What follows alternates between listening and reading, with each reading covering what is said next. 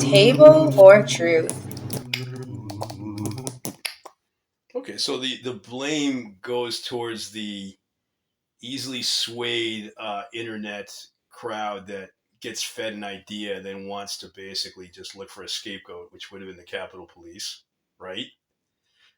Um, The blame for what exactly? like January 6th. Like some people blame the Capitol Police, other people just blame the crowd. Other people blame the entire crowd, I should say, instead of a few bad agitators. Or how about blaming the person who called everybody to the Capitol or to the ellipse for the rally on January 6th? It will be wild. And then in a speech, sent them to the Capitol, Not and to raid I'll the be with Capitol, you. right? And I'll be with you. And he wasn't there, right? No, not that he didn't try, but his detail took him back to the White House. Well, I will use the term FUBAR on this one. I think we can all agree, regardless of who we are. Also, the New York Times did a nice video on this with some nice research. And the Proud Boys and the Oath Keepers met in a parking lot the night before on January 5th. Now, you mentioned they were really the real instigators behind things going out of control. Right, because they were organized and the use of the crowd, and actually um, it was well done. Yeah. Where, your small force of 50 to 100 members Right.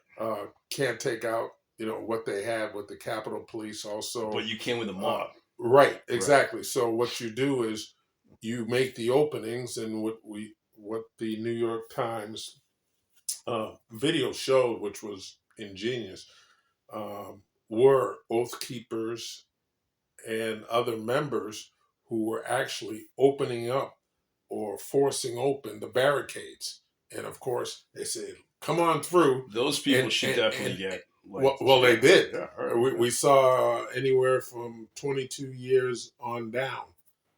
They got some of them got some very hefty. Wow. Yeah. Sentences. So where's the QAnon shaman in all this? He also got sentenced. Yeah, but he wasn't necessarily part of that group. He was just kind of doing his own thing. Right. And there were a plethora of people who, again, either got misdemeanors or short-term jail sentences who went about the Capitol, and again, which was a crime. So in hindsight, what really happened on January 6th? And I apologize, and in particularly those that directly assaulted police, and that was both inside and outside the Capitol. Okay, so in hindsight, you have these variables as to why this whole thing became a bad deal. Let's see if we can sum it up.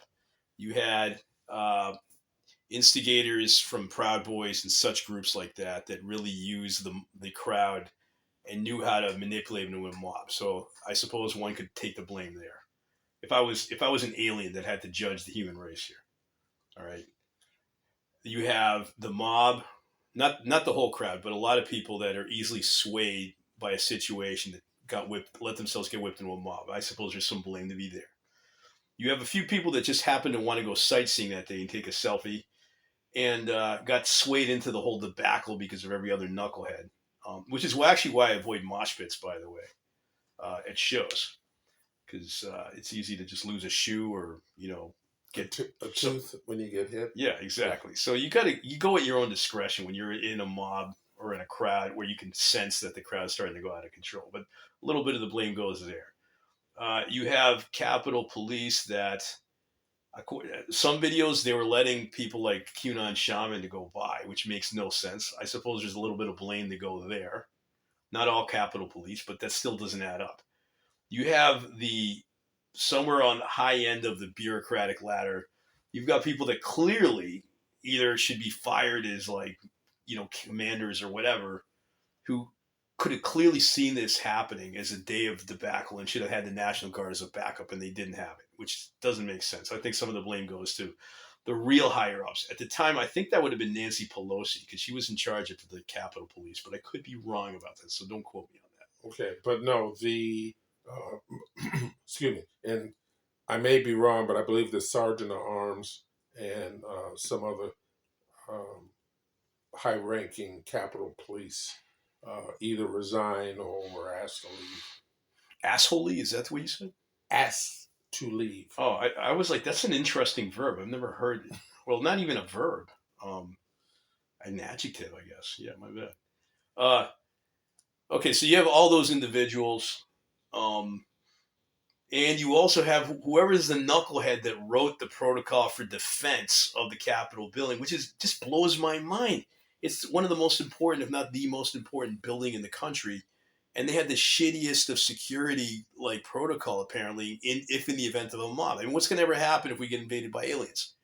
I'm not talking about immigrants, okay? I'm talking about like good old space aliens, right? What's going to happen if there's a zombie epidemic, right? They're not prepared for this shit.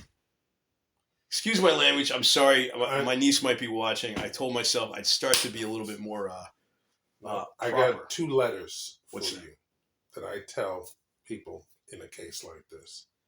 The letter B and the letter U. Be you. Don't try to change. Be you. Oh, you're talking about me right now about my whole vernacular. No, yes. let's go back to the... Be you. I appreciate that. Be you. But we will end the Capitol. Okay. Because there's too much. This will take another 2 hours. I got for you on the Capitol. Fair enough.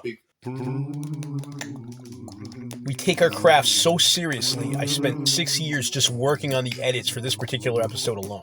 So if this show has found any worth in your favor, share, hit a like, and subscribe. Thank you.